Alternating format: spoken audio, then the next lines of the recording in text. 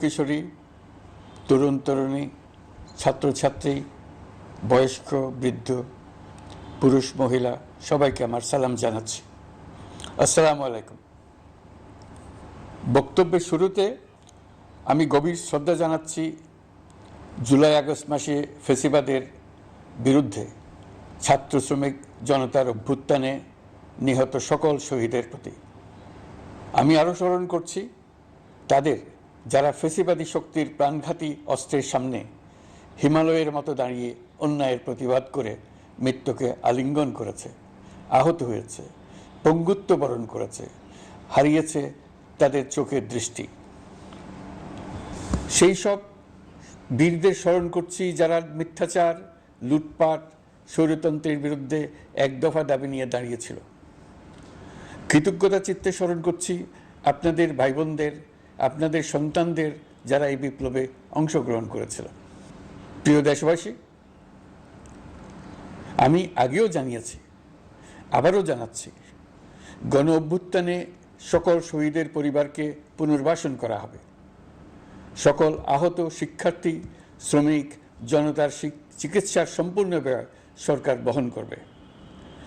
আহতদের দীর্ঘমেয়াদী এবং ব্যয়বহুল চিকিৎসা এবং শহীদদের পরিবারের দেখাশোনার জন্য স্বাস্থ্য মন্ত্রণালয়ের নেতৃত্বে একটি পূর্ণাঙ্গ তালিকা প্রস্তুত করা হয়েছে। এখন এই নতুন তথ্য পাওয়ার ভিত্তিতে এই তালিকা হালনাগাদ করা হতে থাকবে।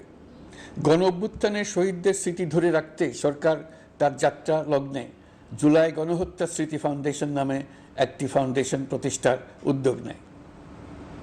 এখন সেই ফাউন্ডেশন তৈরি হয়েছে। সকল শহীদ পরিবার এবং আহতদের সর্বোত্তম চিকিৎসা সহ তাদের পরিবারের সম্পূর্ণ দায়িত্ব এই ফাউন্ডেশন গ্রহণ করছে। এই ফাউন্ডেশনে দান করার জন্য দেশের সকল মানুষ এবং বিদেশে অবস্থানরত বাংলাদেশিদের আমরা আহ্বান জানাচ্ছি।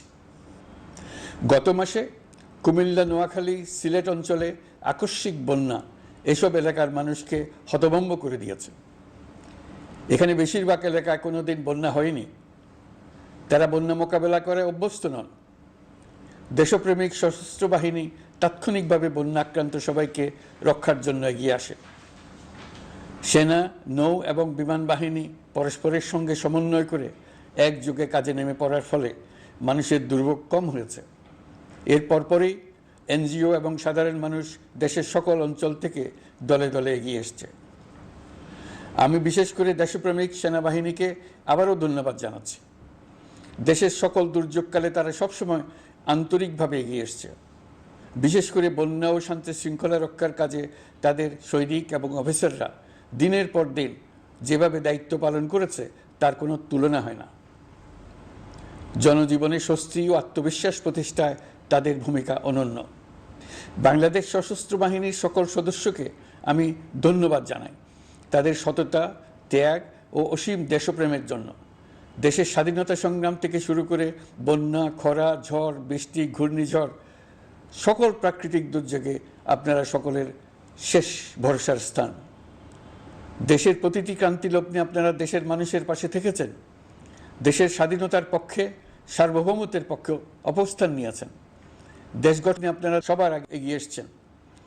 বিগত জুলাই হতে শুরু হওয়া গণ অভ্যুত্থান, বন্যা, নিরাপত্তা প্রদান, অস্ত্র উদ্ধার সহ সকল কার্যক্রমে আপনারা সফলভাবে দিনরাত কাজ করে যাচ্ছেন। সরকার ও জনগণের পক্ষ থেকে আমি আপনাদের প্রতি কৃতজ্ঞতা জানাচ্ছি। বন্যা আমাদের জনজীবনে আরেকটি দিক উন্মোচন করল। দেশের সকল জায়গায় মানুষের সক্রিয় সহানুভূতির জোয়ার উঠেছিল অবিশ্বাস্য মাত্রায়। ব্যবসায়ী, অর্থবান ব্যক্তিরা যেমন তাদের অর্থ নিয়ে স্বতঃস্ফূর্তভাবে এগিয়ে এসেছিল, তেমনি দেশের বিভিন্ন প্রান্তের সাধারণ মানুষ, স্কুল, কলেজ, বিশ্ববিদ্যালয়ের ছেলেমেয়েরা জোয়ারের ঢলের মতো যার যার সামর্থ্য নিয়ে এগিয়ে এসছে। অনেকেই ছুটে গেছে বন্যার্তদের সহযোগিতা করার জন্য। এনজিওরা বিভিন্ন জায়গা থেকে ছুটে গেছে তাদের সহায়তা নিয়ে। তাদের কাজে অনুপ্রাণিত হয়ে আমি এনজিও নেতাদের সঙ্গে বৈঠক করেছি কিভাবে সরকার তাদের কাজের সঙ্গে সরকারের উদ্যোগকে সমন্বিত করতে পারে, সেটার কাঠামো তৈরি করে দেওয়ার জন্য। বন্যা এখন চলে গেছে, কিন্তু পুনর্বাসনের কঠিন কাজ আমাদের সামনে রয়ে গেছে। সকলের সহযোগিতায় আমরা পুনর্বাসনের কাজটি সফলভাবে সমাধান করতে চাই। আইন শৃঙ্খলা পরিস্থিতির উন্নতির জন্য আমরা দিনরাত পরিশ্রম করে যাচ্ছি। যে সমস্ত ভাই বোনেরা তাদের গত 16 বছরের বেদনা জানিয়ে তার প্রতিকার পাওয়ার জন্য আমার অফিস এবং সচিবালয়ের অফিসসমূহের সামনে প্রতিদিন ঘেরাও কর্মসূচি দিয়ে আমাদের কাজকর্ম ব্যাহত করছিলেন, তারা আমার আহ্বানে সাড়া দিয়ে ঘেরাও কর্মসূচির থেকে বিরত হয়েছেন বটে, তবে অন্যত্র আবার তারা তাদের কর্মসূচি দিয়ে যাতায়াতে ব্যাঘাত সৃষ্টি করছেন। আমি কথা দিচ্ছি, আপনাদের ন্যায্য আবেদনের কথা আমরা ভুলে যাব না। আমরা সকল অন্যায়ের প্রতিকারের জন্য প্রতিশ্রুতিবদ্ধ।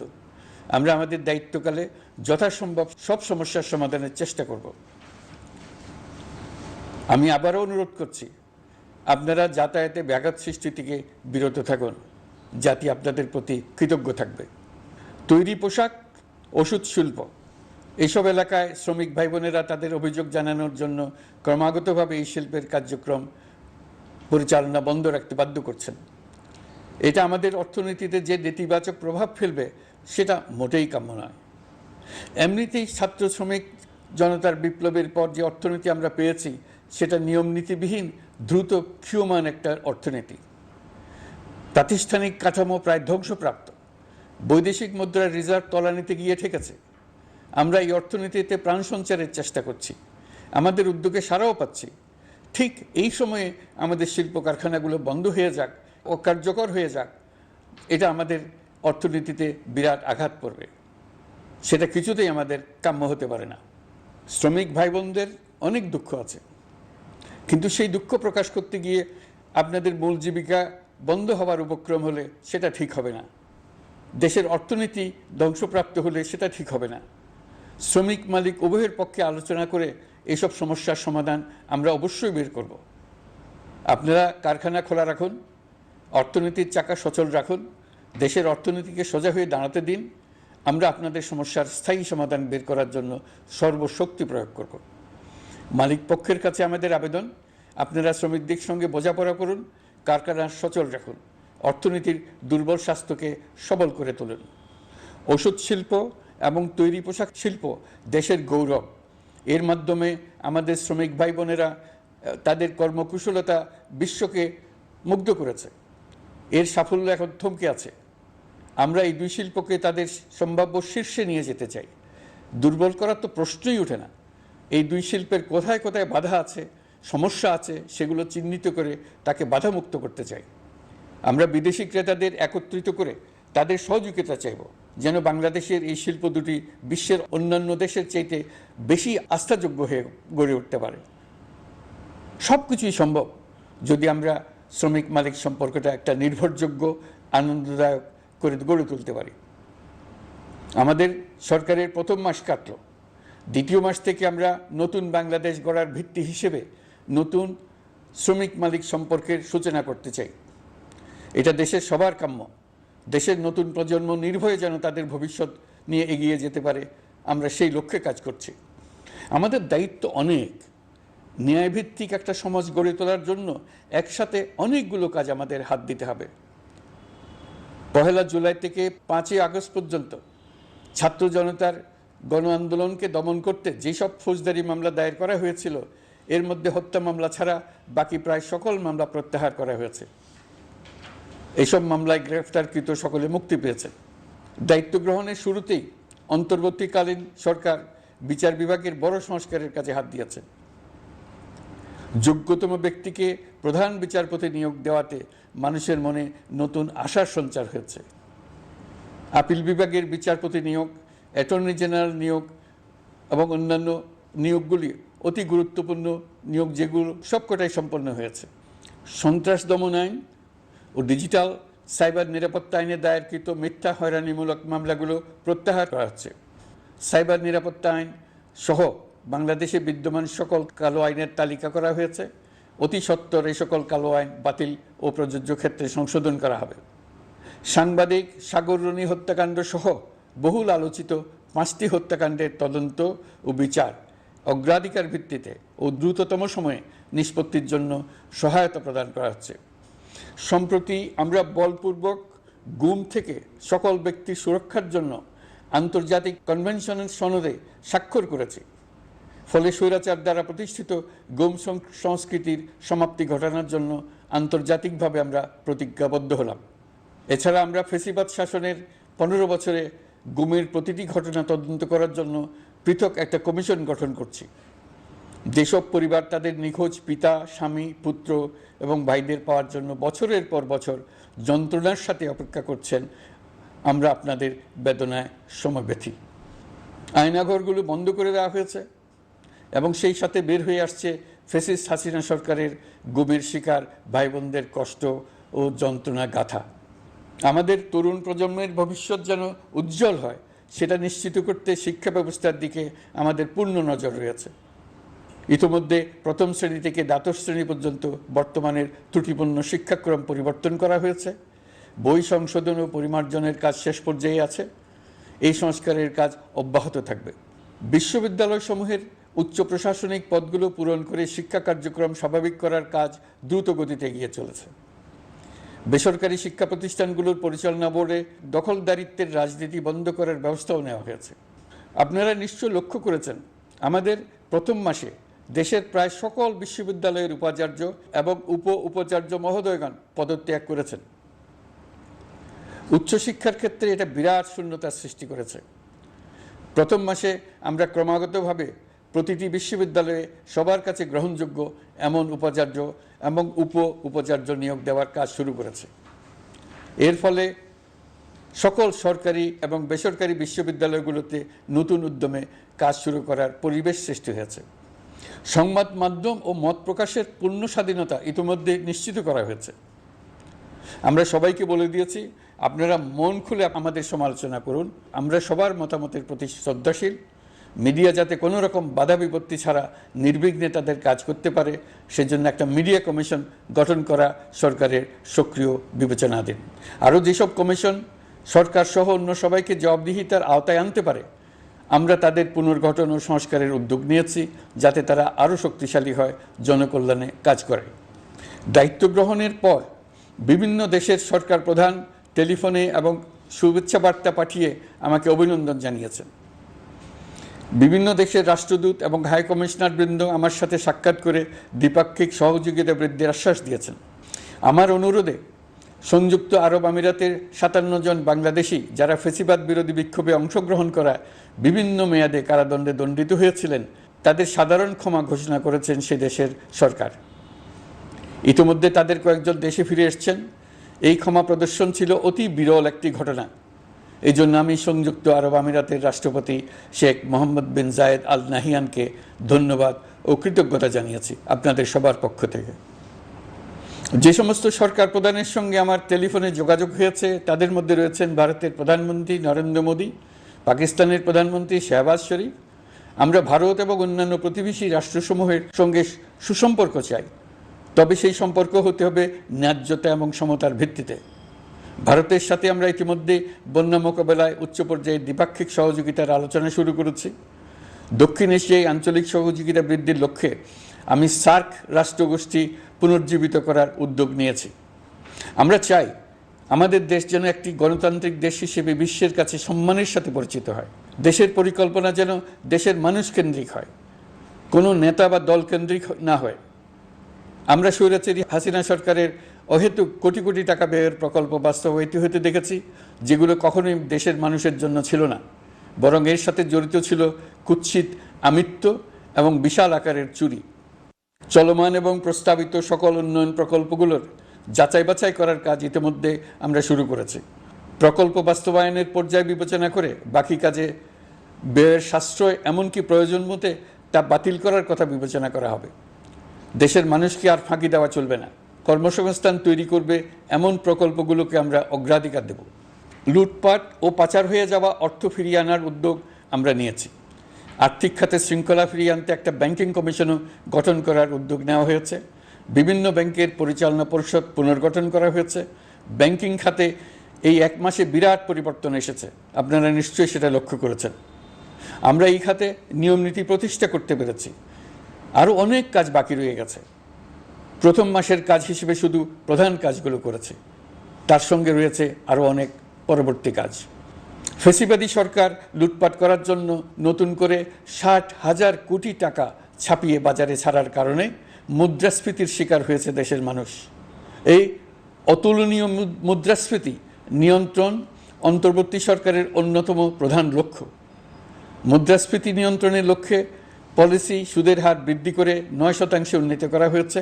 মূল্যস্ফীতি থেকে সাধারণ মানুষকে সুরক্ষা দেওয়ার উদ্দেশ্যে ওএমএস খাদ্যবান্ধব কর্মসূচি সহ সুলভ মূল্যে প্রান্তিক মানুষের কাছে নিত্য প্রয়োজনীয় দ্রব্য সরবরাহ চলমান রাখা হয়েছে। মূল্যস্ফীতি মোকাবেলায় চলতি অর্থ বছরে চাল ও গম আমদানির জন্য 5,800 কোটি টাকা, আভ্যন্তরীণ সংগ্রহের জন্য 8,900 কোটি টাকা এবং খাদ্য ভর্তুকির 3টি প্রোগ্রামের জন্য 7,360 কোটি টাকা বরাদ্দ রাখা হয়েছে। বিভিন্ন স্টেক হোল্ডারের সাথে সভা করে মূল্যস্ফীতি নিয়ন্ত্রণের করণীয় সমূহ চিহ্নিত করা হয়েছে। পরিচালন ও উন্নয়ন ব্যয় যৌক্তিক পরিমাণে হ্রাস করার জন্য কার্যক্রম গ্রহণ করা হয়েছে। কৃষিপণ্য উৎপাদনের জন্য সার আমদানির ক্ষেত্রে প্রয়োজনীয় বৈদেশিক মুদ্রার সরবরাহ নিশ্চিত করার পদক্ষেপ নেওয়া হয়েছে। প্রকৃত চাষিগণ যাতে কৃষি ঋণ পেয়ে থাকেন তা নিশ্চিত করার উদ্যোগ নেওয়ার পাশাপাশি কৃষি ঋণের পরিমাণ বৃদ্ধি করা হয়েছে। মার্কিন ডলারের বিপরীতে টাকার বিনিময় হার স্থিতিশীল রাখার লক্ষ্যে বৈদেশিক মুদ্রার বিনিময় হারকে বাজার ভিত্তিক করা হয়েছে। কালো টাকা সাদা করার অনৈতিক অনুমতি বাতিল করা হয়েছে। বৈদেশিক মুদ্রার রিজার্ভ বৃদ্ধি করতে বিভিন্ন উন্নয়ন সহযোগীদের কাছ থেকে বাজেট সাপোর্ট চাওয়া হয়েছে। আন্তর্জাতিক মুদ্রা তহবিল থেকে অতিরিক্ত 3 বিলিয়ন মার্কিন ডলার, বিশ্বব্যাংক থেকে অতিরিক্ত 1 বিলিয়ন ডলার, জাইকা থেকে অতিরিক্ত 1 বিলিয়ন মার্কিন ডলার প্রদানের অনুরোধ করা হয়েছে। রূপপুর পারমাণবিক বিদ্যুৎ কেন্দ্র নির্মাণ প্রকল্পের অগ্রিম অর্থ পরিশোধ এবং বকেয়া পাওনা নিয়ে রাশিয়ান ফেডারেশনের সাথে অর্থ মন্ত্রণালয়ের আলোচনা চলছে। পাইপলাইনে থাকা 48 বিলিয়ন মার্কিন ডলার বৈদেশিক সহায়তা ব্যবহারের উদ্যোগ নেওয়া হয়েছে। মেগা প্রকল্পের নামে লুটপাট বন্ধের পাশাপাশি স্বাস্থ্য ও শিক্ষা খাতে বরাদ্দ বৃদ্ধির পরিকল্পনা গ্রহণ করা হয়েছে। বৈদেশিক মুদ্রার রিজার্ভের উপর চাপ কমানোর লক্ষ্যে রাশিয়া এবং চীন থেকে প্রাপ্ত ঋণের সুদের হার কমানো এবং ঋণের মেয়াদ বৃদ্ধির জন্য অনুরোধ জানানো হয়েছে। সকল উন্নয়ন সহযোগীদের সাথে সম্পর্ক আরও নিবিড় করার উদ্যোগ নেওয়া হয়েছে। সকল অর্থনৈতিক সূচক এবং পরিসংখ্যানের প্রকৃত মান বা সংখ্যা প্রকাশের জন্য নির্দেশনা প্রদান করা হয়েছে। জিডিপি, মূল্যস্ফীতি ইত্যাদি সঠিক উপাত্ত সংগ্রহ, প্রাক্কলন ও প্রকাশের জন্য নির্দেশনা দেওয়া হয়েছে। জাতীয় রাজস্ব বোর্ড এবং অর্থ বিভাগের রাজস্ব আয় সম্পর্কিত উপাত্তের মধ্যে পার্থক্য নিরসনে উদ্যোগ নেওয়া হয়েছে। প্রকৃত রপ্তানি আয় নিরূপণ এবং প্রকাশের নির্দেশনা দেওয়া হয়েছে। জাতীয় রাজস্ব বোর্ডের অটোমাইজেশনের লক্ষ্যে পরিকল্পনা গ্রহণ করা হয়েছে। পুঁজিবাজারকে স্বাভাবিক ধারায় ফিরিয়ে আনতে সিকিউরিটি এক্সচেঞ্জ কমিশন পুনর্গঠন করা হয়েছে। নিত্য প্রয়োজনীয় পণ্য সামগ্রীর সরবরাহ স্বাভাবিক রাখার নিমিত্তে ব্যবসায়ী, শিল্প মালিক ও ব্যবসায়ী সংগঠনের সাথে সভা করা হচ্ছে এবং তাদের মতামতের ভিত্তিতে বিভিন্ন ব্যবস্থা গ্রহণ করা হচ্ছে। বিদ্যমান মজুদ ও ঘাটতি মূল্যায়ন করে ভবিষ্যৎ চাহিদা পর্যালোচনা করে স্থানীয় উৎপাদন বৃদ্ধির পাশাপাশি আমদানি পর্যায়ে বিভিন্ন জটিলতা দূরীকরণ, বন্দর ও বড় মোকামসহ পরিবহন ব্যবস্থার বিভিন্ন সমস্যা সমাধানে সংশ্লিষ্ট সকল মন্ত্রণালয়, দপ্তর, বিভাগকে প্রয়োজনীয় নির্দেশ দেওয়া হয়েছে। এই জন্য তেল, চিনি, ডিম ও মাংস উৎপাদনকারী বৃহৎ প্রতিষ্ঠানসমূহের সাথে সভা ও মতবিনিময় করা হচ্ছে। নিত্য প্রয়োজনীয় কিছু দ্রব্যাদি যেমন পেঁয়াজ, আলু এসবের দাম আরও কমানোর জন্য বিদ্যমান শুল্ক হার হ্রাসের বিষয়ে এনবিআরকে প্রয়োজনীয় নির্দেশনা দেওয়া হয়েছে। ইতোমধ্যে এনবিআর পেঁয়াজ, আলু ও কতিপয় কীটনাশকের ক্ষেত্রে আমদানি শুল্ক হ্রাস এবং ক্ষেত্র বিশেষে রেগুলেটরি শুল্ক প্রত্যাহার করে এসআরও জারি করেছে। নিম্ন আয়ের 1 কোটি পরিবারকে টিসিবির মাধ্যমে হ্রাসকৃত মূল্যে কিছু পণ্য যেমন পরিবার প্রতি চাল মাসে 5 কেজি, সয়াবিন তেল মাসে 2 কেজি, মসুর ডাল মাসে 2 কেজি দেওয়া হচ্ছে। এটি সামনের দিনগুলোতে অব্যাহত রাখা হবে। সরকার দায়িত্ব গ্রহণের পর জনপ্রত্যাশা অনুযায়ী বিদ্যুৎ, জ্বালানি ও খনিজ সম্পদ মন্ত্রণালয় হতে বিদ্যুৎ ও জ্বালানির দ্রুত সরবরাহ বৃদ্ধি আইনের অধীনে চলমান সকল প্রকার নেগোসিয়েশন, প্রকল্প বাছাই এবং ক্রয় প্রক্রিয়াকরণ কার্যক্রম আপাতত স্থগিত করা হয়েছে। গত 1.5 দশকে এই আইন ব্যবহার করে লক্ষ কোটি টাকা লুটপাট হয়েছে। বিদ্যুৎ, জ্বালানি ও খনিজ সম্পদ মন্ত্রণালয়ের আওতাধীন কোম্পানিসমূহে অধিকতর স্বচ্ছতা ও জবাবদিহিতা আনার লক্ষ্যে কোম্পানিসমূহের পরিচালনা পর্ষদ পুনর্গঠন করা হয়েছে। প্রকৌশল, ভূতত্ত্ব এবং খনিজ হিসাব বিষয়ে অধ্যয়ন করেছে এমন ছাত্র প্রতিনিধি অন্তর্ভুক্ত করার জন্য উদ্যোগ গ্রহণ করা হয়েছে। এই খাতে অধিকতর সক্ষমতা, গতিশীলতা এবং জবাবদিহিতা নিশ্চিত করার লক্ষ্যে বিশেষজ্ঞগণের সমন্বয়ে একটি কমিটি গঠন করা হয়েছে। জ্বালানি তেলের মূল্য জনপ্রত্যাশা অনুযায়ী সহনশীল রাখতে অকটেন ও পেট্রোলের দাম ৬ টাকা, ডিজেল ও কেরোসিনের দাম ১ টাকা ২৫ পয়সা কমানো হয়েছে। ৩৭ দিন বন্ধ থাকার পর গত ২৫ আগস্ট হতে মিরপুর ১০ ও কাজীপাড়া স্টেশন ছাড়া বাকি সব স্টেশনে মেট্রো রেল পুনরায় চালু করা হয়েছে। ভুয়া মুক্তিযোদ্ধাদের চিহ্নিত করার লক্ষ্যে বিশেষ করে মুক্তিযুদ্ধের সময় যাদের বয়স ১২.৫ বছরের কম ছিল তাদের মুক্তিযুদ্ধ তালিকা হতে বাতিলের জন্য সুপ্রিম কোর্টে লিভ টু আপিলের পদক্ষেপ গ্রহণ করা হয়েছে। মুক্তিযোদ্ধা কল্যাণ ট্রাস্টের আওতাধীন বেদখলকৃত স্থাবর সম্পত্তি উদ্ধারে প্রয়োজনীয় ব্যবস্থা গ্রহণ করা হয়েছে। গৃহায়ন ও গণপূর্ত মন্ত্রণালয় কর্তৃক গৃহীত বরিশাল, রংপুর, ময়মনসিংহ উন্নয়ন কর্তৃপক্ষ আইন এর খসড়া তৈরির কার্যক্রম নেওয়া হয়েছে। পূর্বাচল নতুন শহর প্রকল্প, ঢাকার আশেপাশে স্যাটেলাইট সিটি নির্মাণের রোডম্যাপ চূড়ান্তকরণের উদ্যোগ নেওয়া হয়েছে। বিধি বহির্ভূত প্রদত্ত প্লট ও ফ্ল্যাটের বরাদ্দ বাতিলের উদ্যোগ নেওয়া হয়েছে। প্রিয় দেশবাসী, আপনাদের আমাদের সন্তানদের জন্য একটি গণতান্ত্রিক বাংলাদেশের রূপরেখা তৈরি করতে আমরা দৃঢ় প্রতিজ্ঞ। আর যেন আমাদের কোনো স্বৈরাচারের হাতে পড়তে না হয়। আমরা যাতে বলতে পারি আমরা একটি গণতান্ত্রিক দেশে বসবাস করি, আমরা যাতে সকলেই দাবি করতে পারি যে এই দেশটি আমাদের, আমরা সেই লক্ষ্যেই কাজ করছি। কেউ আইন নিজের হাতে তুলে নেবেন না। আইন নিজের হাতে তুলে নিয়ে কেউ সমাজে বিশৃঙ্খল পরিবেশ সৃষ্টি করলে আমরা তাকে অবশ্যই শাস্তির আওতায় নিয়ে আসব। আমরা একটি সাম্প্রদায়িক সম্প্রীতির দেশ। ধর্মীয় সম্প্রীতি বিনষ্ট হয় এমন কোনো কাজ কেউ কোনোভাবেই করবেন না। অতীতে শুধুমাত্র আওয়ামী মতাদর্শী না হওয়ার কারণে ২৮তম থেকে ৪২তম বিসিএস পর্যন্ত বিপিএসসি কর্তৃক সুপারিশকৃত অনেক প্রার্থী নিয়োগ বঞ্চিত হয়েছেন।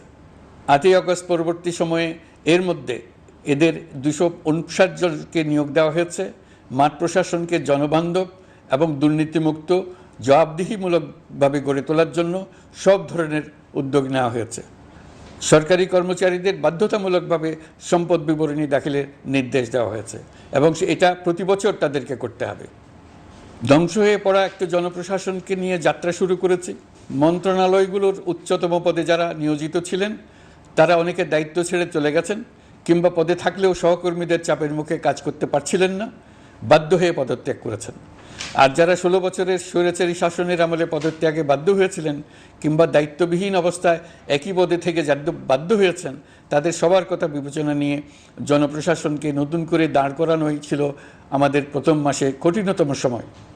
আবার সকল সমস্যার সমাধান করে একটি নতুন জনপ্রশাসন কাঠামো দাঁড় করাতে পেরেছি, এটাই আমাদের প্রথম মাসের সবচাইতে বড় অর্জন। আমার বিশ্বাস এই জনপ্রশাসন জনগণের ইচ্ছা পূরণে সর্বোচ্চ অবদান রাখতে পারবে। অতি স্বল্প জনবল নিয়ে দাপ্তরিক কার্যক্রম শুরু করা হলেও প্রথম দিকে বিভিন্ন মন্ত্রণালয় ও বিভাগ থেকে পাঠানো বিবিধ প্রস্তাব দ্রুত গতিতে এবং আইনগত সমস্ত বাধ্যবাধকতা মেনে সিদ্ধান্ত নেওয়া হয়েছে।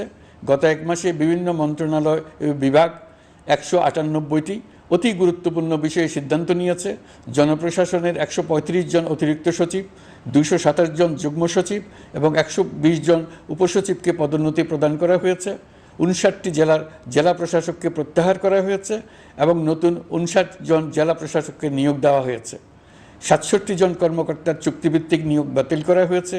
১০ জন যুগ্ম সচিব, ৮ জন অতিরিক্ত সচিব, ৬ জন সচিবকে ওএসডি করা হয়েছে। বাংলাদেশ পুলিশের ৮০ জন ডিআইজি, ৩০ জন পুলিশ সুপার সহ ১১০ জনকে পদোন্নতি প্রদান করা হয়েছে। ১ জন ডিআইজি, ১ জন এডিশনাল ডিআইজি, ৪ জন পুলিশ সুপারকে চাকরিতে পুনর্বহাল করা হয়েছে। আইজিপি সহ ১০ জন অতিরিক্ত আইজি, ৮৮ জন ডিআইজি, ২১ জন এডিশনাল ডিআইজি, ১৭৭ জন পুলিশ সুপার সহ মোট ২৯৭ জন কর্মকর্তাকে বদলি করা হয়েছে। ছাত্র শ্রমিক জনতার বিপ্লবের মূল লক্ষ্য ছিল গণভবন। এটা ছিল স্বৈরাচারের কেন্দ্রবিন্দু। এই সরকার বিপ্লবের প্রতি সম্মান দেখিয়ে গণভবনকে বিপ্লবের জাদুঘর হিসেবে ঘোষণা দিয়েছে। ছাত্র জনতার ক্ষোভকে স্থায়ীভাবে তুলে ধরার জন্য গণভবনের আর কোনো সংস্কার করা হবে না। ছাত্র জনতার ক্ষোভের মুখে তা যে অবস্থায় দাঁড়িয়েছিল সেই অবস্থায় তাকে রাখা হবে। যেসব মূল্যবান সামগ্রী জনতা নিয়ে গিয়েছিল সেগুলো অনেক ফেরত দিয়ে গেছেন। যারা নিয়ে গিয়েছেন তারা নিজেরাই ফেরত দিয়ে গেছেন। তাদের আমরা দেশবাসীর পক্ষ থেকে ধন্যবাদ জানাচ্ছি। আরও কিছু জিনিস পাওয়া যায়নি। যারা নিয়ে গেছেন তাদের কাছে আমাদের অনুরোধ থাকবে তারা যেন এইসব সামগ্রী ফেরত দিয়ে যান। আমরা উল্লেখ করব এইসব বিক্ষুব্ধ জনতা নিয়ে গিয়েছিল, কিন্তু বিজয়ের পর তারা আবার জাদুঘরে প্রতি সম্মান দেখিয়ে এগুলো ফেরত দিয়ে গিয়েছেন। আমরা নতুন বাংলাদেশকে একটা পরিবেশ বান্ধব এবং জীববৈচিত্র্যময় দেশ হিসেবে গড়ে তোলার উদ্যোগ নিয়েছি। এটি তরুণদের আকাঙ্ক্ষা, আমাদের সবারই আকাঙ্ক্ষা। সেই লক্ষ্যে আমি প্রথমেই একটি ক্ষুদ্র পদক্ষেপ নিয়েছি। আমার বাসভবন এবং সমগ্র সচিবালয়ে প্লাস্টিকের পানির বোতল ব্যবহার নিষিদ্ধ করেছি। ইতিমধ্যে সুপার শপগুলোতে পলিথিনের শপিং ব্যাগ ব্যবহার বন্ধ করার উদ্যোগ নেওয়া হয়েছে। গত কয়েক দশকে যে পরিমাণ নদী দূষণ হয়েছে, আমরা তা বন্ধ করার উদ্যোগ নিয়েছি। আমরা সংস্কার চাই। আমাদের একান্ত অনুরোধ, আমাদের উপর যে সংস্কারের গুরু দায়িত্ব দিয়েছেন, সেই দায়িত্ব দিয়ে আপনারা দর্শকের গ্যালারিতে চলে যাবেন না। আপনারা আমাদের সঙ্গে থাকুন, আমরা একসঙ্গে সংস্কার করব। এটা আমাদের সবার দায়িত্ব। আপনারা নিজ নিজ জগতে সংস্কার আনুন। একটা জাতির সংস্কার শুধু সরকারের সংস্কার হলে হয় না। আপনি ব্যবসায়ী হলে আপনার ব্যবসায় সংস্কার আনুন। ব্যবসায়ী গোষ্ঠীরা তাদের নিজ নিজ সমিতির মাধ্যমে সংস্কার আনুন। সমিতিতে সংস্কার আনুন। নতুন করে সমিতি গঠনতন্ত্র সংশোধন করুন। আপনি শ্রমিক হলে আপনার ক্ষেত্রে আপনি সংস্কার করুন। আপনি রাজনৈতিক নেতাকর্মী হলে আপনার ক্ষেত্রে সংস্কার করুন। আপনি প্রতিষ্ঠান প্রধান হলে আপনার প্রতিষ্ঠানে সংস্কার আনুন। আমি এটাকে সুযোগ হিসেবে গ্রহণ করার জন্য সবাইকে আহ্বান জানাচ্ছি। এই সংস্কারের মাধ্যমে আমরা জাতি হিসেবে নতুনভাবে যাত্রা শুরু করতে চাই। আমাদের এই যাত্রা আমাদেরকে পৃথিবীর একটা সম্মানিত জাতি হিসেবে প্রতিষ্ঠিত করুক, এটাই আমাদের সবার কাম্য, এটাই আমাদের সবার লক্ষ্য। গত এক মাসে আমি বেশ কিছু রাজনৈতিক দলের সঙ্গে পৃথকভাবে বসছি, তাদের সঙ্গে মতামত বিনিময় করেছি। তারা আমাদের উৎসাহিত করেছেন, ছাত্র শ্রমিক জনতার বিপ্লবের লক্ষ্যের প্রতি সমর্থন জানিয়েছেন, সংস্কারের কাজে পূর্ণ সহযোগিতার দেওয়ার আশ্বাস দিয়েছেন। আমি দেশের বিশিষ্ট সম্পাদক বৃন্দের সঙ্গে মত বিনিময় করেছি, তারাও সংস্কারের কাজে পূর্ণ সহযোগিতা দেওয়ার আশ্বাস দিয়েছেন। তারা বিভিন্ন বিষয়ে মূল্যবান পরামর্শ দিয়েছেন। সবার পরামর্শ নিয়ে এখন আমাদের অগ্রসর হওয়ার পালা। আমি বিশিষ্ট ব্যবসায়ীদের সঙ্গে বৈঠক করেছি, তাদের কাছে আমাদের সরকারের লক্ষ্যগুলো ব্যাখ্যা করেছি, তারাও আমাদের লক্ষ্যের সঙ্গে একমত প্রকাশ করেছেন। আপনারা জানেন, ছাত্র শ্রমিক জনতার ঐতিহাসিক জুলাই গণ অভ্যুত্থানের মুখে এবং হাজারো মানুষের আত্মদানের বিনিময়ে বাংলাদেশে ফ্যাসিস্ট সরকারের পতন হয়েছে। এই গণ অভ্যুত্থানের বার্তা ও আকাঙ্ক্ষা বাস্তবায়নের জন্য একটি অভূতপূর্ব সময় ও সুযোগ আমরা এর মধ্য দিয়ে অর্জন করেছি। এর বাস্তবায়ন তথা বাংলাদেশের ফ্যাসিজম বা স্বৈরতান্ত্রিক শাসন পুনরাবৃত্তির আশঙ্কা রোধ এবং জনমালিকানা ভিত্তিক কল্যাণমুখী জনস্বার্থে নিবেদিত একটি রাষ্ট্র ব্যবস্থা প্রবর্তনের লক্ষ্যে কিছু জাতীয় ভিত্তিক সংস্কার সম্পন্ন করা জরুরি হয়ে পড়েছে। উক্ত সংস্কার ভাবনার অন্যতম কেন্দ্রবিন্দু হচ্ছে সুষ্ঠু নির্বাচন ব্যবস্থা, সুশাসন প্রতিষ্ঠা করা। আমরা যেহেতু জনগণের ভোটাধিকার ও জনগণের মালিকানায় বিশ্বাস করি, সেহেতু নির্বাচন ব্যবস্থার উন্নয়নে আমাদের সংস্কার ভাবনায় গুরুত্ব পেয়েছে অধিক। আমরা মনে করি নির্বাচনের নামে সংখ্যাগরিষ্ঠতার একাধিপত্য ও দুঃশাসন মানুষের উপর চাপিয়ে দেওয়া বা এর মাধ্যমে এক ব্যক্তি বা এক পরিবার বা কোনো গোষ্ঠীর কাছে সকল ক্ষমতা কুক্ষিগত করে রাখার কোনো ক্রমেই গ্রহণযোগ্য নয়। এসব আশঙ্কা রোধ করার জন্য নির্বাচনের সাথে সম্পর্কিত নির্বাচন কমিশন সহ অন্যান্য প্রতিষ্ঠানগুলোর সংস্কারের কথা আমরা ভাবছি। নির্বাচন ব্যবস্থার সাথে সম্পর্কিত প্রতিষ্ঠান হিসেবে পুলিশ প্রশাসন, জনপ্রশাসন, বিচার প্রশাসন, দুর্নীতি দমন কমিশন, এই 4টি প্রতিষ্ঠানের সংস্কার করা সুষ্ঠু ও অবাধ নির্বাচনের জন্য অপরিহার্য।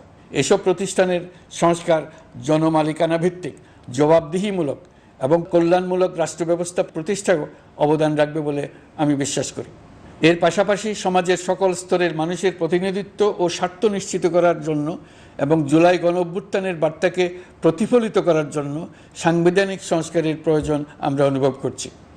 এসব বিষয়ে সংস্কার করার প্রাথমিক পদক্ষেপ হিসেবে আমরা প্রাথমিকভাবে 6টি কমিশন গঠন করার সিদ্ধান্ত নিয়েছি। এসব কমিশনের কাজ পরিচালনার জন্য বিষয়ভিত্তিক অভিজ্ঞতা বিবেচনা করে 6 জন বিশিষ্ট নাগরিকের নেতৃত্বে এই কমিশনগুলো পরিচালনা করার দায়িত্ব দিয়েছি। এরপর আরও বিভিন্ন বিষয়ে কমিশন গঠন করার প্রক্রিয়া আমরা অব্যাহত রাখব। নির্বাচন ব্যবস্থা সংস্কার কমিশনের প্রধান হিসেবে দায়িত্ব পালন করবেন ডক্টর বদিউল আলম মজুমদার। পুলিশ প্রশাসন সংস্কার কমিশনের প্রধান হিসেবে কাজ করবেন জনাব সরফরাজ চৌধুরী। বিচার বিভাগ সংস্কার কমিশনের প্রধান হিসেবে দায়িত্ব পালন করবেন বিচারপতি শাহ আবু নাঈম মমিনুর রহমান। দুর্নীতি দমন সংস্কার কমিশনের প্রধান হিসেবে দায়িত্ব পালন করবেন ডক্টর ইফতেখারুজ্জামান। জনপ্রশাসন সংস্কার কমিশনের প্রধান হিসেবে দায়িত্ব পালন করবেন জনাব আব্দুল মুহিত চৌধুরী। সংবিধান সংস্কার কমিশনের প্রধান হিসেবে দায়িত্ব পালন করবেন ডক্টর শাহদিন মালিক। এসব কমিশনের অন্য সদস্যদের নাম কমিশন প্রধানদের সাথে আলোচনা করে ঠিক করা হবে। কমিশনগুলোর আলোচনা ও পরামর্শ সভায় উপদেষ্টা পরিষদের সদস্য, ছাত্র, শ্রমিক জনতা আন্দোলনের প্রতিনিধি, নাগরিক সমাজ ও রাজনৈতিক দলের প্রতিনিধিরা উপস্থিত থাকবেন। পূর্ণাঙ্গভাবে গঠিত হওয়ার পর কমিশন আনুষ্ঠানিকভাবে তাদের কাজ আগামী 1 অক্টোবর থেকে শুরু করতে পারবে বলে আমি আশা করছি এবং এটি পরবর্তী 3 মাসের মধ্যে সম্পন্ন হবে বলে আমরা ধারণা করছি। কমিশনের রিপোর্টের ভিত্তিতে সরকার পরবর্তী পর্যায়ে প্রধান রাজনৈতিক দলগুলোর সাথে পরামর্শ সভার আয়োজন করবে। চূড়ান্ত পর্যায়ে ছাত্র সমাজ, নাগরিক সমাজ, রাজনৈতিক দলের প্রতিনিধি, সরকারের প্রতিনিধি নিয়ে ব্যাপক ভিত্তিক 3 থেকে 7 দিন ব্যাপী একটি পরামর্শ সভার ভিত্তিতে সংস্কার ভাবনার রূপরেখা চূড়ান্ত করা হবে। এতে এই রূপরেখা কীভাবে বাস্তবায়ন হবে তার একটি ধারণাও দেওয়া হবে। এই আয়োজন জুলাই গণ অভ্যুত্থানের বার্তা বাস্তবায়ন ও রাষ্ট্র পুনর্নির্মাণ তাগিদের ঐক্যবন্ধনে গোটা জাতিকে শক্তিশালী ও আশাবাদী করে তুলবে বলে আমাদের বিশ্বাস। প্রিয় দেশবাসী, আমাদের সামনে অনেক কাজ, সবাই মিলে একই লক্ষ্যে আমরা অগ্রসর হতে চাই। আমাদের মধ্যে, বিশেষ করে আমাদের নতুন প্রজন্মের মধ্যে যে সুপ্ত প্রতিভা লুকিয়ে আছে সেটা যেন বিনা বাধায় রাষ্ট্রের এবং সমাজের সহযোগিতায় প্রকাশ করতে পারি, সেই সুযোগের কাঠামো তৈরি করতে চাই। সকলে মিলে আমাদের পরিবারের প্রতিটি সদস্যকে, সে ঝাড়ুদার হোক, ছাত্র হোক, শিক্ষক হোক, যে কোনো ধর্মের হোক, সবার সমান অধিকার নিশ্চিত করতে চাই। এই হলো আমাদের সংস্কারের মূল লক্ষ্য। আসুন ছাত্র শ্রমিক জনতার এই বিপ্লবের লক্ষ্যকে আমরা দ্রুত বাস্তবায়ন করি। আমাদের প্রথম মাসে আমরা যেই গতিতে, যে উদ্যম নিয়ে কাজ এগিয়ে নিয়ে যাওয়ার কথা চিন্তা করেছিলাম সেটা হয়তো করতে পারিনি বাস্তব অবস্থার পরিপ্রেক্ষিতে। দেশের আইনশৃঙ্খলা পরিস্থিতি স্বাভাবিক রাখা গেলে আশা করি আমরা আমাদের গতি অনেক বাড়াতে পারব। এই জন্য দেশের সকল মানুষের কাছে, শিক্ষক, ছাত্রছাত্রী, কৃষক, শ্রমিক, পেশাজীবী, বড় ব্যবসায়ী, ক্ষুদ্র ব্যবসায়ী, দিনমজুর, গৃহিণী, সকলের সহযোগিতা চেয়েছি। আমাদের কাজ বড় কঠিন, কিন্তু জাতি হিসেবে এবার ব্যর্থ হওয়ার কোনো অবকাশ আমাদের নেই। আমাদেরকে সফল হতেই হবে। এই সাফল্য আপনাদের কারণেই আসবে, আপনার সহযোগিতার কারণেই আসবে। আমাদের কাজ হবে আপনার আমার স্বপ্নকে বাস্তবে রূপায়িত করা। এখন আমরা আমাদের 2য় মাস শুরু করছি। আমাদের 2য় মাসে যেন আপনাদের মনে দৃঢ় আস্থা সৃষ্টি করতে পারি, সেই চেষ্টা করে যাব। ধৈর্য ধরুন, এই কথাটি আমি মোটেই আপনাদের বলবো না। আমরা সবাই অধৈর্য হয়ে পড়েছি। এত সব কাজ কখন যে শেষ হবে এটা চিন্তা করে আমরা অধৈর্য হব, কেন হব না? কিন্তু সঠিকভাবে কাজ করব, কাজে কোনো অধৈর্যের চিহ্ন রাখব না। প্রিয় দেশবাসী, দেশের শিশু, কিশোর কিশোরী, তরুণ তরুণী, ছাত্রছাত্রী, বয়স্ক, বৃদ্ধ, পুরুষ, মহিলা, সবাইকে আবারও আমার সালাম জানাচ্ছি। আসসালামু আলাইকুম। আপনাদের সবাইকে ধন্যবাদ জানাচ্ছি। মহান আল্লাহ আমাদের সকলের সহায় হন।